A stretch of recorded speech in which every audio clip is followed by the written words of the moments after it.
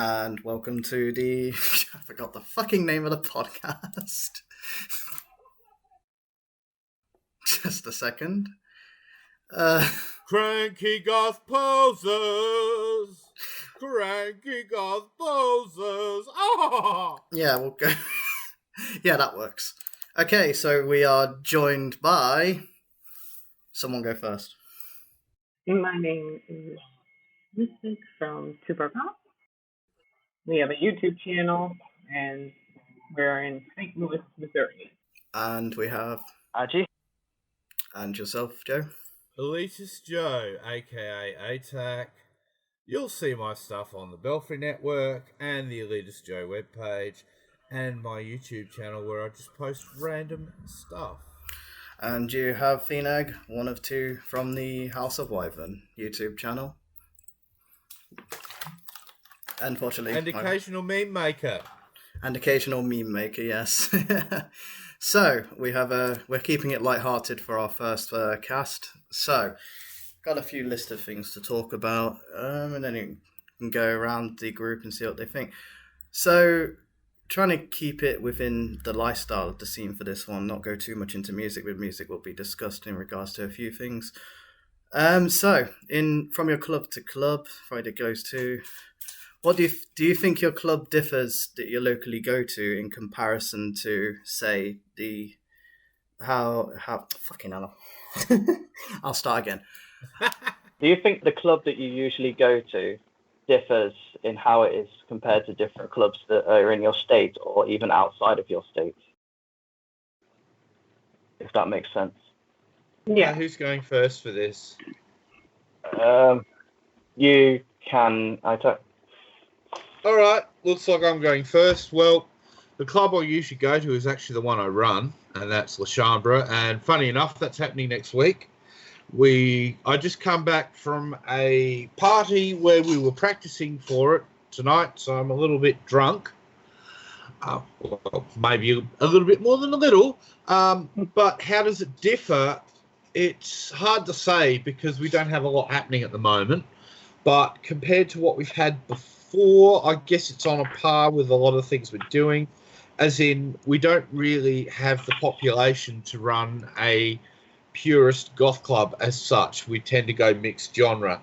But with La Chambre, it tends to be mixed genre, focusing on post-punk, goth rock, new wave and alternative, which was quite a surprise because when we started running it about a year ago, I expected it to also delve into more industrial and stuff like that, but it tended to go more towards the post-punk goth rock end of things, which was really cool. Okay.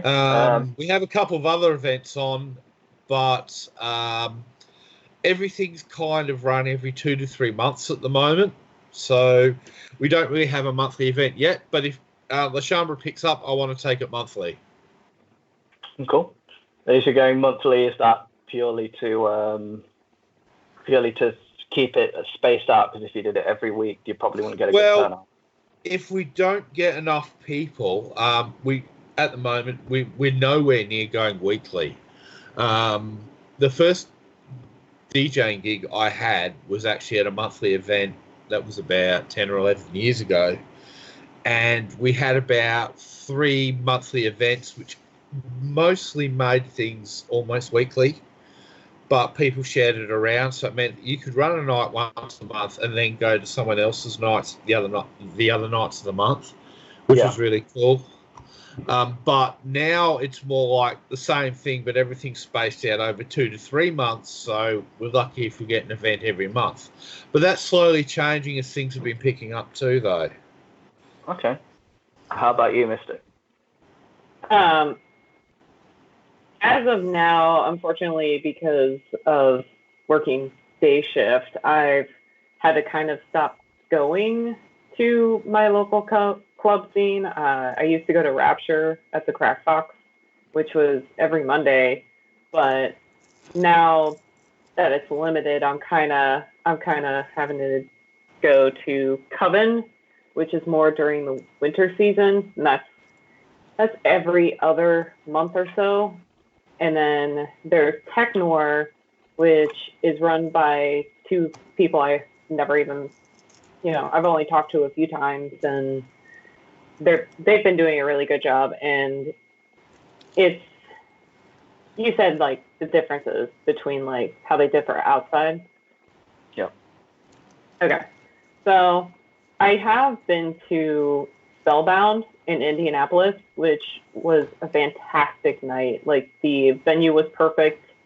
And I think that has a lot to do with clubs is the venue has to be able to have three essentials, which is, safety, a place, enough room for people to dance, and a place outside that people can smoke cigarettes and just kind of chat and catch up with each other.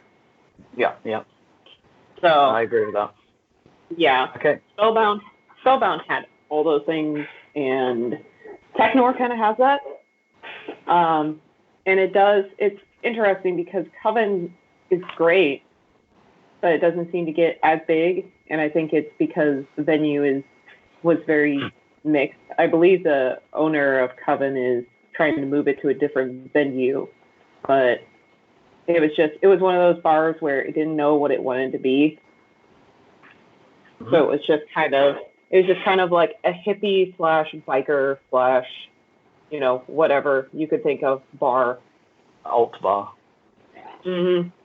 Not even an alt bar, just kind of an old biker bar, kind of. Not really. Biker bar. Okay. Mm-hmm. How about you, Asia?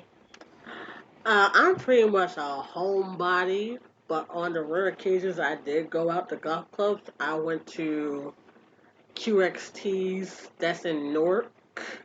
And basically it was divided into 3 different areas. Like the main floor, they will play whatever, but then downstairs they had one room for like industrial and all that. Then the other room was called the Crypt, where they played more goth music.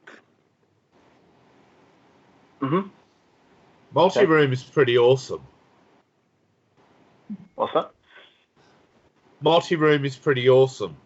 That way they could cover all the bases within different rooms. We've had one event here that was multi-room as well. I DJ'd with someone else in the beer garden playing industrial and alternative, while in the main room they played post-punk, 80s and goth.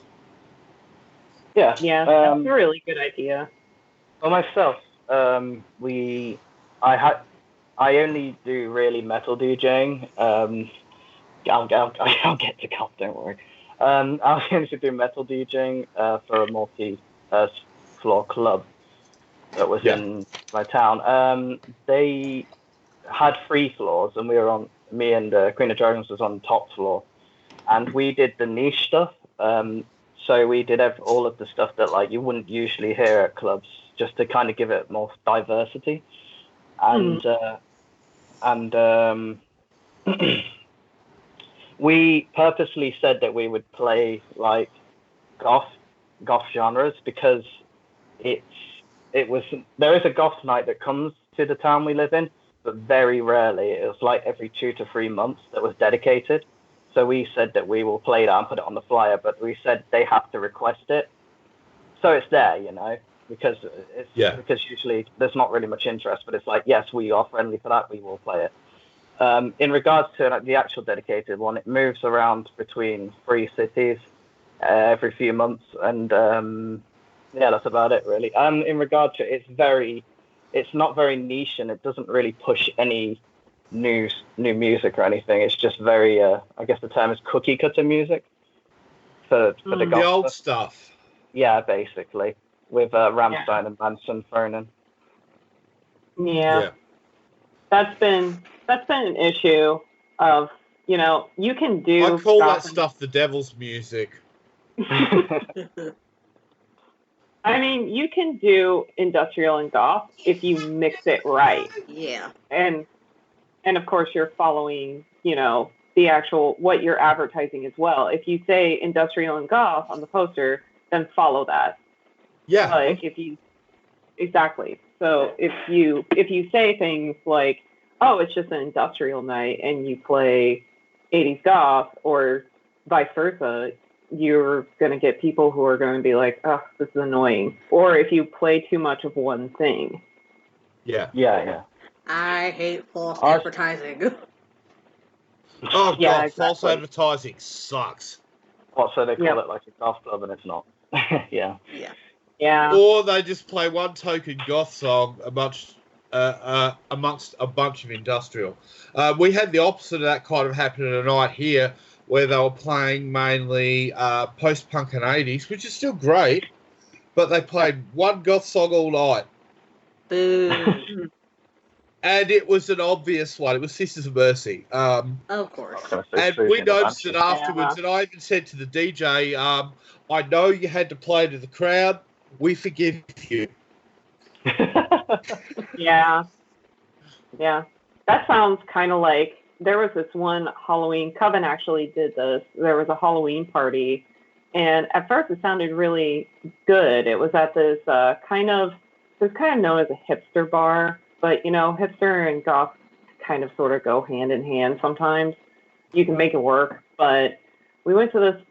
We had this bar, and it was just like the atmosphere was perfect. It was very dark. It was kind of split in two almost. There was a nice patio. But then when our DJ started playing, it just fell apart completely. The manager kept telling the DJ, who is a friend of mine, that, if you don't start playing like top 40 stuff, you're not going to Oh, get paid. God, I hate that when you've got a Stop. manager that does that. Fuck off. Yeah, and what sucks is that it was advertised as goth industrial and everything, but because it was a bar that was getting a whole lot of attention, and keep in mind this was Halloween night, so there were a lot of people coming in, and I honestly did not understand why the manager was being such a dick, because it was, there were people who were kind of confused by the music, but there were also people who you could tell they never really listened to the music, but they made it work. They had fun. They danced. Yeah. They were drunk. They didn't give I a think- shit. I think if you get generally old enough people in there, they'll just recognize it, even if it's not their proper. If it's not their favorite stuff, they'll just remember it and have fun if they're drunk anyway. Yeah, the whole point is to be introduced to new music anyway. So it's nice to get out of your comfort zone. If you have to throw in a top 40 song every now and then just to appease the masses, I mean, sure, but Don't when change it entirely. yeah, don't change it entirely. Yeah. I felt so bad. I felt terrible for my friend because he was just being yelled at by all sides, because there were, the people yelling about top 40, and then there were us that were just like, what the fuck's going on? Why are you playing this? Mm. Jeez. Okay. Moving on. Not a good So- way to be. So, what's the attitude towards your areas of clubs, the ones that you've local? Do they get a decent attendance, or it's questionable what is decent attendance? But like, it does the scene that in general from around the area think is it a large interest, or is it just the dedicated few? Shall I go first? Oh, you Yeah. go. Go. I'll go next. Oh, okay. It largely depends. Like, it's very interesting because, so I run Goth at the Zoo, which isn't a music-themed event, really. It's more of just a, kind of come as you are and, be open-minded and stuff like that kind of event. But we want it to be a music event eventually. It's just kind of hard to do right now. But a lot of people want to go to that, and it's easy to do that because you just dress black and go. But I think with Technor, it's been very interesting watching them kind of evolve, because they only have an event every couple of months or so, and they don't do any advertising. Like, people just show up, and I don't know really why that is. I guess because I'm sure it helps that all of us that are excited to go kind of boost it up a little bit. Maybe But popular DJs. Maybe they expect people to advertise it for them, word of mouth and stuff like that. possibly, but Which is not right. You got to do a bit of legwork yourself. And I agree, but it's been incredible just how popular it gets. But it's also kind of the date that they usually have them. It's usually on, I think the first one was on a Saturday and it was on Mardi Gras, so it was really huge then, of course. But on the next one, it was a little bit smaller, but it still had a huge attendance, and it was on a Friday. And then this one coming up is on a Friday too. So it's going to be interesting how this one turns up. Yeah. And the day you run it could make a big difference. Mm-hmm. Yeah, I can see more weekend stuff. Weekend stuff always just does better. Saturday is the prime night that you want to try and run something. And I hear of places like Skullgirls mentioned stuff happening on a Tuesday. I'm like, how the hell could you survive on a Tuesday? Agreed. Yeah. Yeah, Rapture is actually on a Monday. So. Wow. Yeah. Jesus Christ. I give credit to the DJ, though. He's been doing it for years, and he's kept it alive, and it gets business, and sometimes it doesn't. So. On a Monday, it'd be a bit of a crapshoot. Mm. And you, ATAC?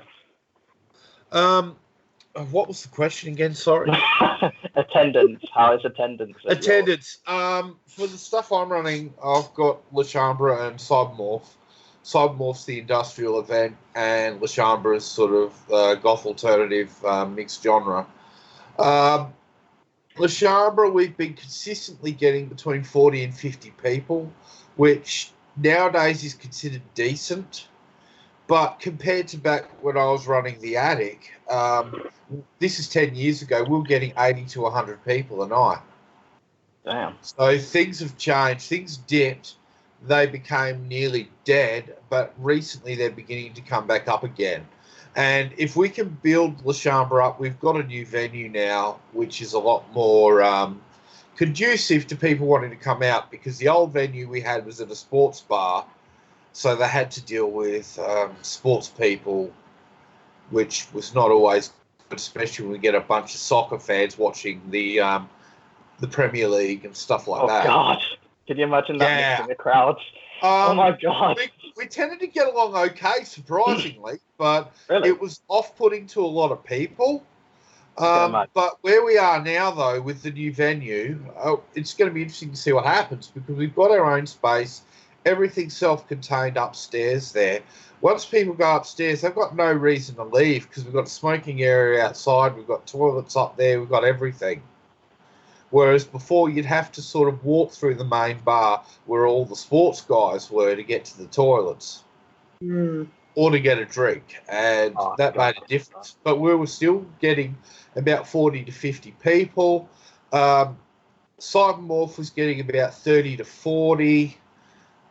We used to have another event called Heartland running that isn't running anymore. That was at a different venue, and there was a lot smaller. It's hard to tell how many people they had there, because you could get 20 or 30 people in that smaller venue and it looks full. Right. But they would have people coming and going all night, and it was free entry, so it was hard to tell. Whereas at least with the events I'm running, we do a door count with how many people get in and pay entry to get in. Cool. So we knew what was happening. Continue. How about you, Archie? What is that? Oh, yeah, basically, like, if I remember this correctly, basically, like, the main floor, like, the club will open at 9 o'clock, so the main floor is usually the most packed, because downstairs they're open to an hour later. And that's when people start to fan out. Okay. Yeah. That's all. Okay. For ours, there's like a really weird thing that happens in this city. You'll announce a new because it's a student city as well. You'll announce a new night. You'll get like 100, 150 people turn up, and then as the year goes on, it'll peter out until it's about 30 people. Yeah, that's pretty much what used to happen here. Yeah. In regards to that, so it's like it's always popular in the beginning, and then it'll just die, and then it kind of has to become seasonal. It's weird nowadays. We get the opposite, where it'll start smaller and then slowly build over time. Yeah.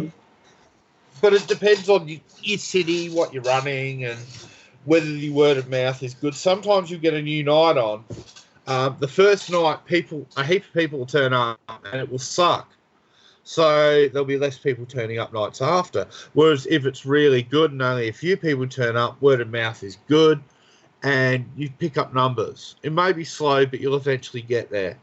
It depends on what you see as an event organiser as success. As far as I'm concerned, 40 to 50 people is what the new venue expects us to get. As long as they spend enough over the bar, they'll keep having us back. They wanted us for 200, but it was free. Bloody hell, 200? Yeah, but it was a free floor venue. Still, 200 is a bit of an ask for a niche sort of scene. Yeah. But alas.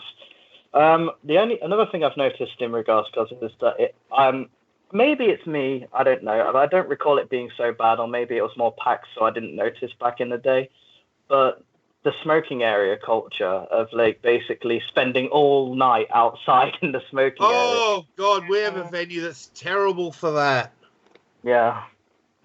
Other venues are not so bad, but yeah, some venues, if you can't hear the music from the smoking area, people just go out there and spend the whole night out in the beer garden or whatever. Yeah. Yep. I used to joke at my nights on the top floor, but it was like directly to the smoking area on the third floor. And I used to just joke when the room was dead. Oh, I'm just DJing for the smoking area. Don't worry about it. It's fine. Yeah. For anyone with that. I've done plenty of that. It's kind of works in your favour, because if you put a banger on, they'll all come running in, so, you know. Yeah. It depends Some nights... Yeah, oh, sorry, go ahead. Okay. It depends on the venue for sure and how it's built up, because when I was in Spellbound, I realized when I went outside, there were speakers out there and they were playing the exact same music that the DJ was playing, but kind of turned down low enough so that people can talk.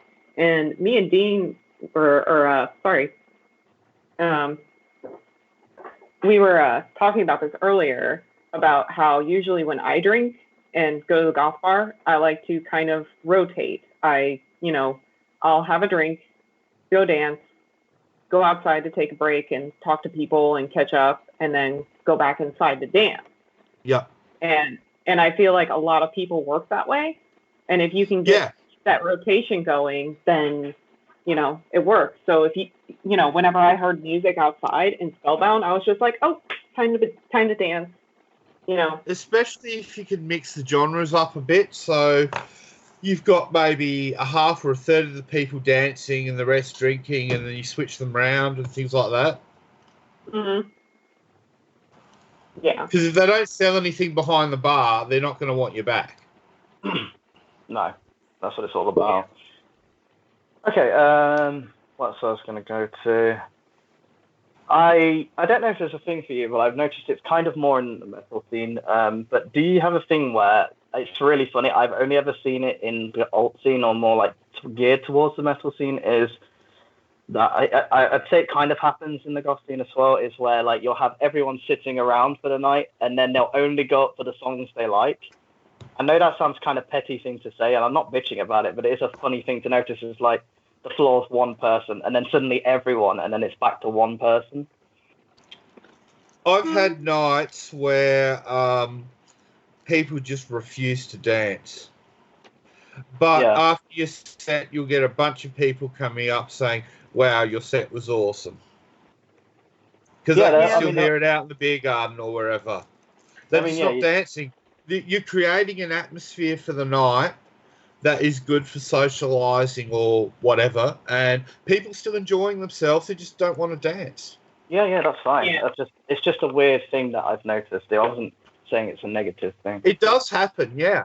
I've never seen that happen when I went out. It's usually like plenty of people on the dance floor, but then you have other people who just enjoying music and talking. Yeah. So something I remember, not in a goth bar, but in a lesbian bar a while ago or years ago, I shouldn't say a while. I remember going to this bar, and there was this one guy who just continuously danced the entire night. And there was this one I went out to dance, and this other guy kind of came up to like try and hit on me, and I really didn't want that. But In a lesbian bar? Yeah, in a lesbian bar. I Wow. know, makes no sense.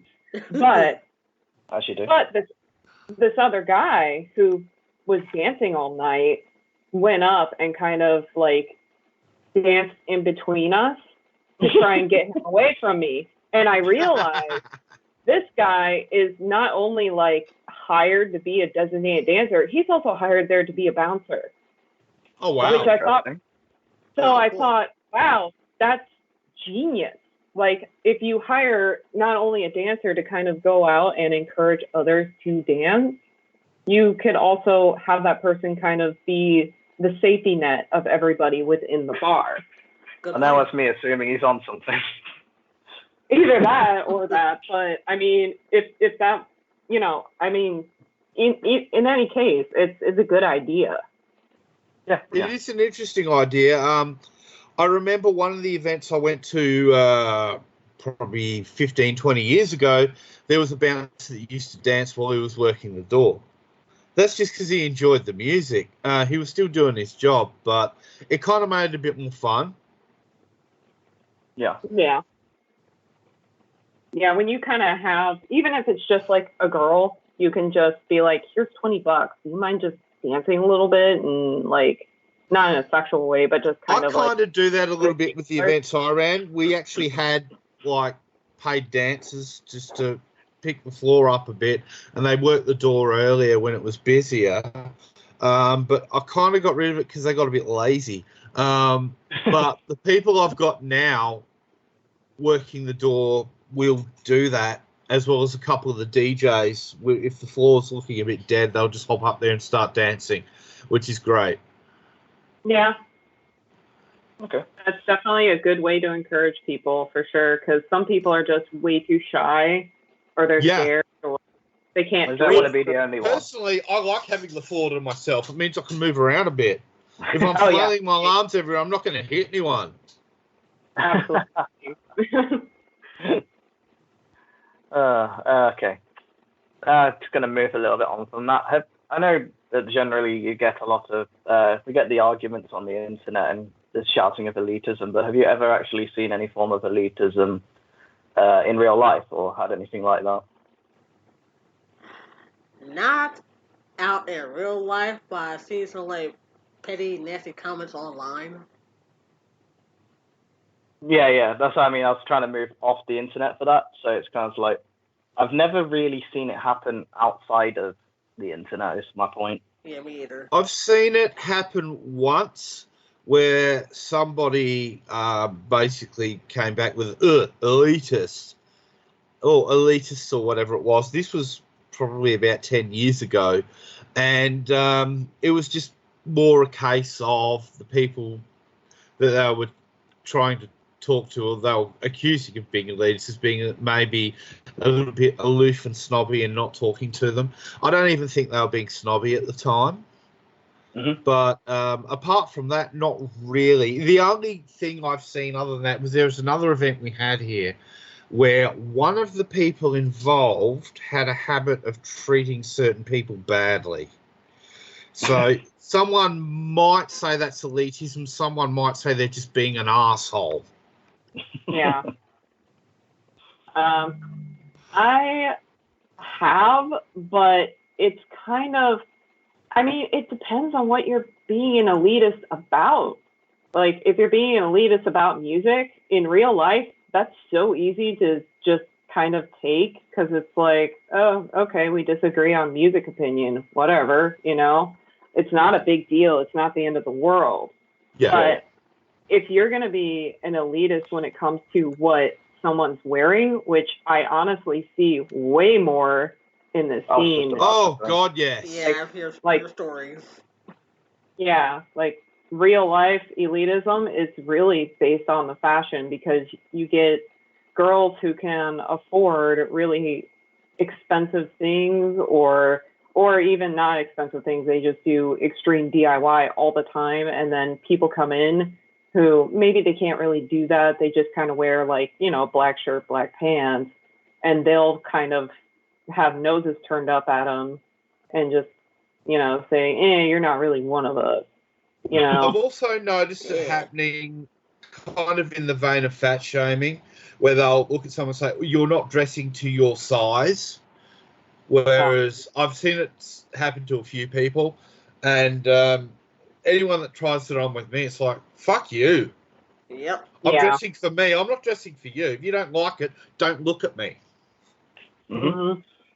The only one I can think of really that I've ever come across was I was in a big long line ready to go in before the doors opened, and there was this guy behind me, and this was about 12 years ago, and the guy got talking to me or something about something, and then he suddenly made this comment like, "Oh, you got those," because I was wearing it was the kind of cyberish phase. Don't laugh. The cyberish face, and I had the goggles on with the blue. There were blue lenses with the biohazard thing on, and the guy, oh, well, you're that wearing explains this. your name on Discord. Yeah. It's a very old name. And the guy, like basically looked at me and went, "Oh, you're wearing those goggles. I bet they got the biohazard symbol on them." Oh yeah, and then he just like kind of grabs it and has a look at it because they're around my neck, if I recall. And he goes, "Oh, I was right." And then my friend, I was just kind of like, "All right then, mate." It's kind of like. Did you laugh in British at him? Yeah. Yes. He was British too, so it wouldn't really work. But then he kind of like it got a little bit pushy because my friend started talking to him, so he kind of like started like getting towards like threatening sort of thing, and the guy just kind of like it was so edgy. He like showed his hands, and what he'd done is he'd grown his nails out long and sharpened them. It was the most literal edge right there. Yeah, it was the most edgiest thing I'd ever seen, and we just started laughing at him. All edge, nothing else. We just started laughing at him, and he just kind of walked off. Bear in mind, really? You want to have an elitist off, do you? Oh dear. Yeah. Where else are we going to? Let's see it. Look at the list. The next one is in fact about DIYing. I enjoy Do you any DIY? Sorry? I mostly DIY jewelry. Jewelry? Yeah. Oh, okay. Any of you two do DIYing and clothes, jewelry, accessories?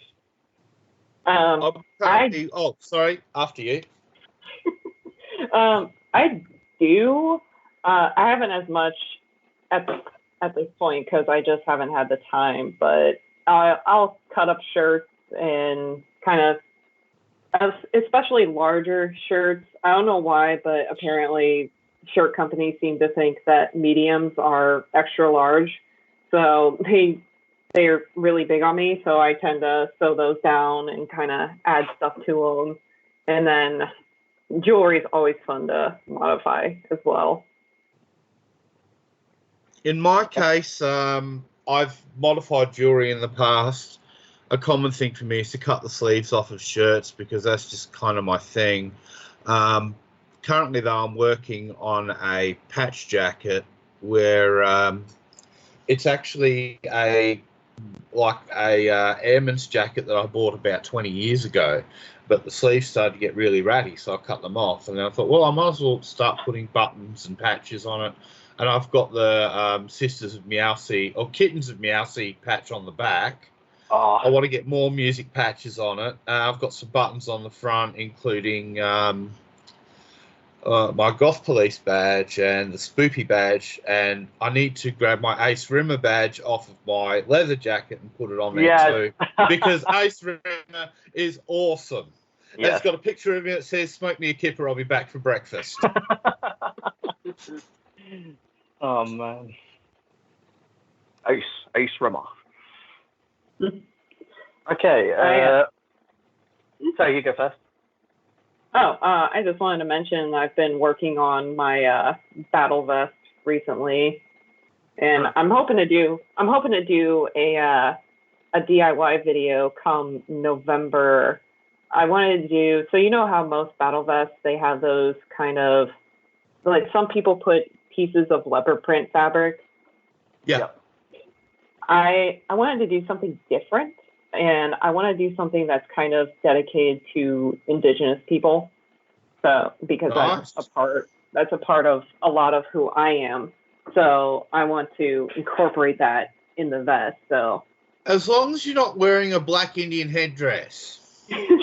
oh hell no. We all know where that will get you. No, never. Social replies. Trash. I forgot what we were talking about. Oh, DIY. I generally do DIYing when it comes to furniture or stuff like that. But I have tried in the past. I mean, usually the usual rip sleeves or shirts, and I did try one time to make something. I put like rips in a shirt and then put a blue underlay underneath the t-shirt, so the rips would show through with the blue. Nice. Other than that, not really. I tend to actually be quite guilty of buying a lot of fashion stuff, which is, I just like There's it. nothing wrong with buying things. It's all about how you use it. Right. A lot of people buy off the rack outfits and they're just wearing the outfit as is, like everybody else is. Whereas if you buy individual pieces, you can do something interesting with them. Yeah. Yeah. Or you can modify them as well. Exactly. So yeah, is there anything else anyone wants to throw in? Because we have almost run out of stuff. What kind of furniture? Mostly on the channel, we've done like little odds and sods to like hang up. We did a Christmas present kind of collab thing idea with Radically Dark, where we made like we got like a sort of mount and got like little bugs and things and sprayed them different colors like silver and stuff, so it'd have a black underlay of silver on top. We got one where we got like a hemp heart and we wrapped plastic snakes around it and sprayed it black, and so eventually the heart would be black, and the heart was still like a wood color, but it was put with silver spray all over it, so it kind of glittery. And then we got snakes and then wrapped it around it and spray painted those black. Nice. And Queen of Dragons is really good at making jewelry as well, which is also in the same video. So it's putting little bits together. Like we bought like a load, went to a trinket shop and she bought like a plastic vial and dyed some water to make it red, and then made a pendant that goes around it, and then added a couple of hearts on the other side or something, if I recall. What? You're not using real blood? No, I'm just not that spoopy. I'm sorry. So spoopy. I'm not good enough to run this podcast. Shame. This Shame. Cranky Goth Poseurs, we can't be perfect. Well, it's run by a poser. Mm-hmm. Oh no. Oh no, and we're the posers too. Oh dear. Oh dear. It could be worse. At least we're not, I don't know, Paris Hilton. Well, there is that. So I guess one thing I'll add with the DIY thing is, like, one of my favourite pieces of jewellery is actually a broken slave bracelet I bought cheap from a shop. I took the ring off and wore it on its own, but there was like this bit with 3 corners on it that I ended up taking to a local jewelry shop, and I said to them, hey, I want to turn this into a piece of jewelry. What do you think we could do?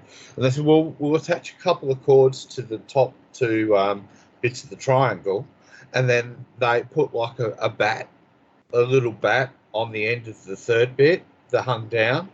Eventually the bat broke and I replaced it with a spider, so that's currently how it is now. Cool. But it's still pretty cool because there's nothing else like it. It's part of a slave bracelet. Well, it's yours, isn't it? Unfortunately, I lost the ring, but I've still got that. I do remember one thing I actually made, and now I think about it, which has never been shown. is, am I still on here? Yes, we are.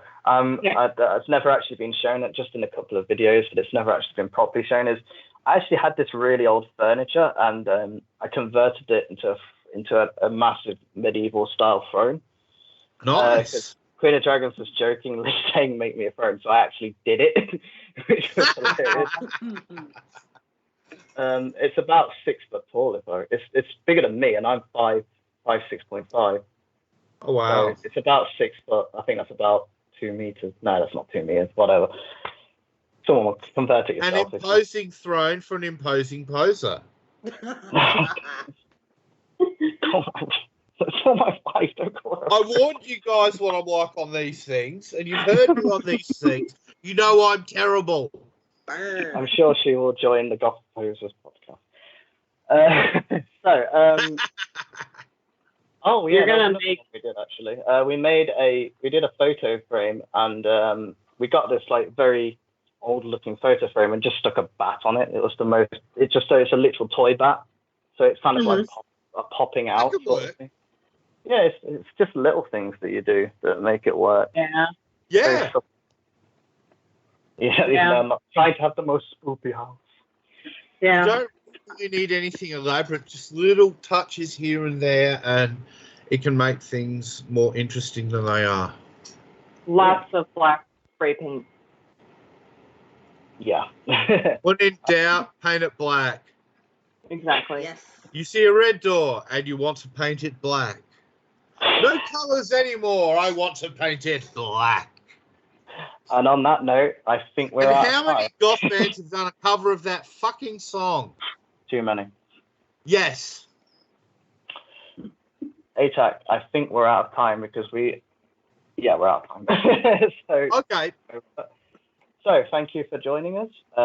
We have had ATAC, Megan, Mystic, Two Broke Goths, and Aji. I can never say your damn name right. Thank you. And we'll see you guys later and we'll see if we can create another dumpster fire in the future. Woo! Bye. Yay. Bye. Bye. Bye.